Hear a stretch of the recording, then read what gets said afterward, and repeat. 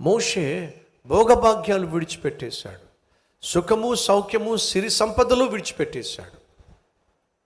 ఫరో మనవడిగా పిలువబడినటువంటి ఆ ధన్యతను విడిచిపెట్టేశాడు. కుమార్తె కొడుకుగా పిలువబడిన ధన్యతను విడిచిపెట్టేశాడు. ఇవన్నీ వదిలేశాడు.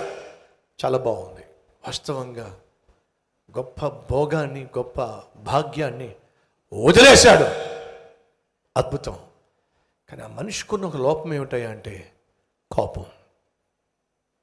ఆ కోపం ఏం చేసిందో తెలుసా అండి? ఓ రోజు ఆవేశంతో, కోపంతో హెబ్రీయుని ఎవరో కొడుతున్నాడని చెప్పి వాడిని పట్టుకుని చంపి అడ్రస్ లేకుండా భూమిలో పాతేసేశాడు. దేవుని చిత్తాన్ని తన చేతుల్లోకి తీసేసుకున్నాడు. దేవుని యొక్క సమయం ఏమిటో, దేవుని యొక్క సందర్భం ఏమిటో గ్రహించలేదు. ఎవడొస్తాడో చూస్తాడు అన్నట్టుగా వ్యవహరించాడు.